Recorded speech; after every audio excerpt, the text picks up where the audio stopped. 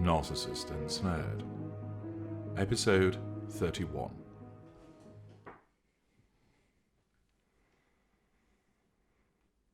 Ashleigh had prepared her phone to relay the conversation that had taken place between her and Peter.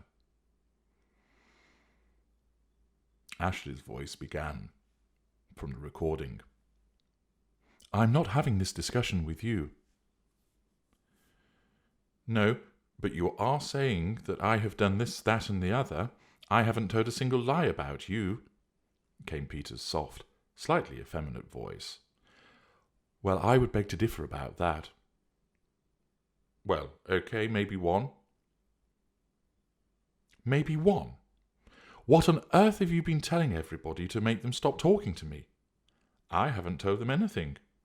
"Anyway, I'm not having this discussion, Peter." "No, you're not listening to me." "No, what I want is to have a rational discussion about the arrangements about the children." "Okay, well, that is what we are doing." "Look, I was never going to have to agree to let you have them for an entire weekend. We're not getting anywhere with this.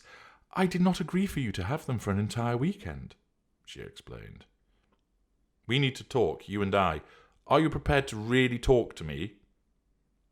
"Well, I am talking to you. I haven't hung up yet." "Okay, a talk about all sorts of things." "No, the discussion is about the children, and that's it." "You're not willing to talk about anything else?" "No. Why? What else do you want to talk about?" "Lots of things." "No, we need to talk about the children," insisted Ashleigh. Okay, we're talking about the children. Why didn't you tell me that you were wanting to leave me?" he pressed. "Look, we have to resolve the arrangements for the children for this weekend." "Why couldn't you be honest with me?" asked Peter. "Peter, this is... Please." "I just want to know. I want an answer to that question." "No, you have to move on," replied Ashleigh. "I have to move on? Ashleigh, look what you've done. You're not going to see your children for 50% of their lives. Is he worth this?" "Would you like to discuss the arrangements for Saturday or not?" "Look, everyone is trying to get you to see sense. Everyone is trying to get you to see some sense, Ashleigh. You went back to work. You were down. You had postnatal depression. He's just whispered things in your ears, and you've believed it. Don't you see? Why can't you see?" "Do you want to discuss Saturday or not?" "Come on," he urged. "Open up to me, please." "If you don't want to discuss Saturday..." "Is that going to be your stock response?" "I'm sorry, but we have to move forward. I'm not going backwards, Peter. We have to move forwards." "It is important for you to move forwards that you see where you are." "I know where I am, Peter." "Do you? Tell me where you are, then." "I don't have to say anything to you anymore." "Okay, so you've got a new man in your life. You've got the love of your life. Okay." "I'm not discussing Ian with you." "Okay, he's the love of your life. Yeah, you've lost half of your children for that." "No, I don't think I have, actually, but I'm not..." He cut across her again. "You've lost half of your children, you've lost your parents, you've lost your brother, but most importantly, you've lost me. You've lost the person who's loved and adored you for 20 years. Why did I deserve that? What did I do to deserve that? Come on, what did I do to deserve that, really? Did I do anything wrong?" Wynne heard Ashleigh stifle a sob, and then her next sentence was delivered tearfully. "I'm not discussing this." "No, you are discussing it. What did I do wrong to you?" Peter's voice began to break. "What did I do to you?" A cry came from Ashleigh. "Just talk." "Please stop," said Ashleigh. "Just talk," pressed Peter. "There's nothing to discuss. Please stop." "There's much to discuss. Did I do anything wrong?" "Please, stop calling me. I'm going to hang up. I'm hanging up the phone now. Stop calling. I'm hanging up. Please stop calling me. You can't keep doing this, Peter. It's not fair." "Hey, Ashleigh. Hey, do you love me? Do you love me?" "Peter, I'm going to hang up the phone, okay? I don't want to fight with you. Just stay with me on the phone, please. Don't hang up." "And say what?" "What happened? Look where we are. I didn't do anything. I just tried to be a good husband the whole time. Look, don't hang up. Don't hang up, okay? We're talking now. The night I came over and we made love, I thought you were telling me the truth, but it's all lies. Why did I say I'd been physically confronting you in the solicitor's letter?" "So you don't think cornering me in the study," she began, but he cut across her. "I didn't corner you. I sat down on the chair." "Peter, I'm not having this discussion. No, I'm not. We used to be happy, just you and me. I was in the swimming baths tonight, and I saw two parents playing with a girl who was a similar age to Amelia, and it broke my heart. It broke my heart." "There's no reason why this has to be contentious," said Ashleigh, as she sniffed. "You haven't been honest." "What do you mean I haven't been honest? Look, I'm not going to dissect the way I have or haven't behaved with you." "Why didn't you tell me about Ian?" "Because Ian isn't necessarily the reason why we broke up." "You texted him as long ago as your birthday, telling him he was the most wonderful person you'd ever met. Don't tell me the reason isn't Ian. That's rubbish. What has Ian got that I haven't got?" "This isn't a discussion about Ian," replied Ashleigh. "Okay, let's make it a discussion about me." "No. This is the discussion about how we move forward." "You see, you're being hard again now. Okay, 20 years and our children. Now, let's just be honest with one another. That's all I'm asking. I'm being totally honest with you, right? You can ask me any question. I'll be totally honest with you, okay?" "Peter, I just want to go to bed. I've not been well." "What do you mean you haven't been well? Why haven't you been well?" "I'm fine. I'll be fine. I'm just a bit tired, that's all." "Tell me what's the matter. I'm concerned." "No, you're not," said Ashleigh, her voice becoming firmer. "If you were concerned, then you wouldn't be behaving the way that you are." "How am I behaving? I was always amicable, and you were doing the dirty behind my back all of the time. Is that not right?" "No." "Didn't I come and help? I was there when you went down to Paddingham that day. Did I not do that?" "I'm not having an analysis of my behaviour or an analysis of your behaviour." "So why have you turned it from a non-contentious divorce into a war?" "I didn't. It started off amicably, then you started launching all these attacks against me. Why would you go to Julie and tell her that I raped you?" "I'm not getting into a discussion about that." "Come on, it goes to the heart of why you and I are in such an adversarial position now." "I didn't actually say that to Julie." "You heard what she was like on the phone to me, Ashleigh. She was swearing down the phone at me, saying she was going to kill me. I'm your husband. Why did you then email Ian and say that he's found me? What's that about? I'm not going to do anything to you." "Look, no, the point is that we have to move forward. The point is, for Ian, you're not going to see your children for 50% of their lives." "So, what are you suggesting? I say I'm sorry and everything's fine?" queried Ashleigh. "Well, it would be a start. Wouldn't it be nice if you and I could talk to one another?" "Well, that was the way I thought it was going to be." "Yes, it was. So why did you say what you said?" "I'm tired." "Was this his idea, the rape thing?" No, it was not. Look, I don't want to go through that day."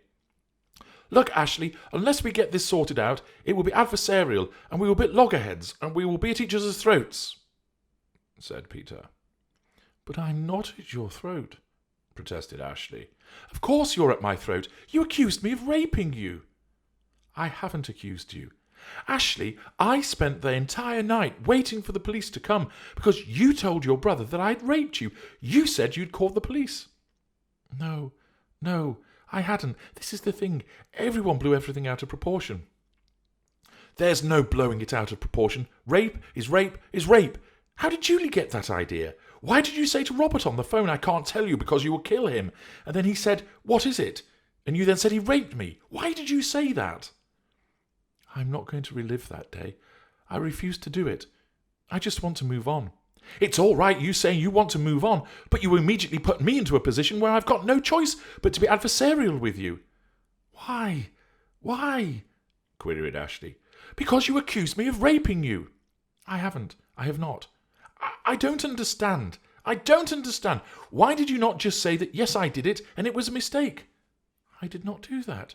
Look, I have to ask you this. Have you noticed that you are lying a lot of the time at the minute? I'm not lying at all.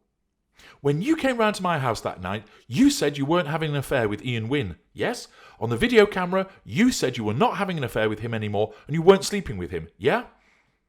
I don't recall. Come on, you said he wasn't at the house. No, you said that he'd moved in and he hadn't moved in. No, countered Peter. That's a separate thing. I said that he was there at the house that night and you said he wasn't. Well, what was I supposed to do when I was trying to get through to you and all you would have done is fly off? Well, anyway, all you would have done is fly off the handle. What would you try and get through to me? What did you come round for on that night then? That night that you crashed the car? I wanted to try and break the cycle of unpleasantness. The cycle of unpleasantness that you started, you can't do that. You can't play a game suddenly with people where you accuse them of things left, right and centre and then suddenly say, oh, I don't like this anymore because it's a bit unpleasant. Listen, Ashleigh, Ian Wynne has been orchestrating this. His writing was all over those divorce papers and you were getting your papers sent to his address in the city. Only because I couldn't trust that they wouldn't be opened at this address. Obviously they would be opened at this address. We open one another's mail. He has been orchestrating this from the start. Why are you letting him do this? He hasn't been orchestrating this. He has, Ashleigh. He has. We wouldn't be divorcing if Ian Wynne wasn't on the scene. Peter. No, listen to the person who has loved you for 20 years. What have you been telling your friends about me? What are these allegations that you are supposed to have? The point is, I haven't been saying anything to anyone. It is you that has been doing that. Can't you just listen to the person who has lain beside you for the last 20 years? Peter, I just want to go and sleep. Please, leave me alone. Look, Amelia is up. We have a chance now to make things better. How? I don't know, but this is moving forward. We can get through this. This is what I'm trying to do, to get through to Ashleigh, because we just get Ian at the minute. Just tell me what has happened. No, I just want to move on. You can't. You have to put the past to bed. You have to accept what has happened, Peter, and you have to move on. What has happened is that you have destroyed my life, said Peter. You did that. Are you happy with him? Are you happy spending 3 or 4 nights a week with him? I'm not happy about seeing my children half the week, but yes, I am happy with him. Yes, I am happy. Why? It doesn't matter why, Peter. I am happy. I'm not having this discussion with you. I want to talk about the arrangements with the Peter. Right, okay, said Peter. I would like the children at 10 o'clock. Well, that wasn't what was agreed. Yes, it was. No, it wasn't. I've been on the phone to Louise, who was there with me, and 10 o'clock was not what we agreed, said Ashleigh firmly. Yes, it was very clear. That's why we brought the children back to you at 10 o'clock on that Saturday after the court hearing. Look, you say that you care for your children, yet you have destroyed a perfectly good life, destroyed a perfectly good home, and you will only see them half the week growing up to be with him. Is he worth that much? I'm not discussing the detail like that with you. The only way we are going to resolve this, well, the solicitors need to have a discussion about this. I will be speaking to mine first thing in the morning, said Peter. But where have you got this 5 p.m. on a Saturday from? You've conjured this out of thin air. The understanding was that you would have them for the evening. What's the point in them going to you for the entire weekend when everyone else looks after them? Asked Ashleigh. What do you mean by that? Well, you don't look after them. Everybody else does. You even have my parents helping you out. They come here to see their grandchildren, answered Peter. Well, my parents could come and see their grandchildren here. But they can't, Ashleigh. They can't live with your lies and your deception. Oh, right, okay, said Ashleigh sarcastically. Why? Do you think I have told lies to your parents? Asked Peter. I don't know what you've said to them. You sent an email saying that they were being manipulated. Yeah, I did. How have I manipulated them? Because you have got to maintain control. Why did you move Ian into the house? I didn't. Yes, you did. He was there Sunday night through to Wednesday night. I didn't move him into the house. I am not going into that with you. I want to go to sleep. I'm tired. Not yet. Not yet. There's too much to discuss. What did I do wrong? Life with you was too much. What does that mean? Asked Peter. It was too controlling. I didn't control you at all. You did. I heard you had said that about me. How did I control you? You were never there. You had everything that I could ever do for you. How is that controlling? I'm not going into detail, Peter. I don't want to go into the detail. I just want to move on. No, you are not going into the detail because there's no detail there. I can't be accused of controlling you, as I worked at one end of the region and you work in the city. You were the one who had the affair. How can I be the controlling one when you had the affair? Why did you sleep with John McMahon? Goodness me, you are digging stuff up now. I didn't. That's not true, said Ashleigh, her voice full of surprise. Is it not? No, said Ashleigh. Who says it is? John does. Really? Yes, I went to the police station and spoke to him. And? I don't know that's true. I went with my father to the police station because my father said we should go and see John McMahon, and me and my father went together, and we asked him if he'd slept with you, and he said yes. Well, he would say that, wouldn't he? Why? Why would he say something like that? My father asked him, did you sleep with Ashleigh? And he said yes. I wasn't there. I don't know why he would say that, if indeed he would even say that. Don't deny it, Ashleigh. Come on, I've spoken to the man. Why are you denying it? Why did you sleep with him then? Look, you keep dragging up things. Do you want to discuss Saturday or not? Why did you do it back then with John McMahon? I wasn't controlling you back then any more than I am controlling you now. So why did you sleep with him? Do you want to discuss Saturday or not? Please, answer me that one question and I will talk about Saturday. No, answered Ashleigh. I don't know why you are dragging that kind of thing up. I don't know if what you are saying is true or not. Oh, come on, I'm not going to make stuff up like that, am I? I promise, I'm not making that up. My dad and I did it together. Okay, well, answer this. Why would you do that? Because he wanted to know about the past. It was more him than me. Who? Your father? He's one to talk. He had one affair, replied Peter. How many people have you slept with? There's been loads, hasn't there? Oh, for goodness sake. Why John McMahon? He was a friend of mine as well. Why would you sleep with him? Do you want to discuss the children or not? Answer me that one question first. No, because there's nothing to tell. Do you want to discuss the children or not? You slept with him, maintained Peter. This is exactly the kind of behaviour I'm talking about, Peter. There is nothing further to discuss, as our solicitors will have to have a discussion tomorrow, and if they cannot sort it out between them, then it will have to go back in front of a judge, which is just ridiculous. I don't want to fight. Yes, you do. No, I don't, replied Ashleigh. I want to move on. You wanted to have the house and the children and every man you laid your eyes on. Do you think I was just going to roll over and die? What? Oh, please, look, do you want to fight? Because if you want to fight, I will give you a fight. You are going to lose your licence as well. You are going to get done for drink driving. No, I'm not. Yes, you are. You know you are. Well, we'll see, won't we? And you were working for another bank when you were still at Novo Bank and in breach of your covenants. There's documentary evidence of that. Well, I think that is what is called blackmail. Point one, I won't lose my licence to practice. You will, maybe not because of them individually, but combined you will. So, what's your point? You will lose your job. Well, if that happens, you will have to maintain me, replied Ashleigh. Fine, said Peter. I don't mind having to do that as long as I can crush you. I'm going to crush you into oblivion, little lady. You slept with John McMahon. How many others? Simon Vitae? Did you sleep with him? Right, I think you've made your position clear. No, you haven't made your position clear. Why can't you just be honest? I've made my position very clear. This marriage is over. I just want to move on, and you need to move on. Why was it not over when you had the affairs in the past? You need to move on, Ashleigh repeated. I am going to move on, but I'm going to take you down. If it takes me the rest of my life, I don't care about anything else but taking you down after what you have done to me. I am ringing my solicitor in the morning. Welcome to the fight. You are a disgrace. Lying is second nature to you. You can't lie straight in bed. How do you look at yourself in the mirror? Why can't you be honest? I'm about to hang up the phone. I'm tired. I just want to go to bed, and I don't need to be slandered in this way. I think I am bringing out the true you, my dear. Why have I ever behaved? When have I ever behaved like this towards you? Can I just point out this behaviour? The only person it's hurting are your children. You've just said what you've just said.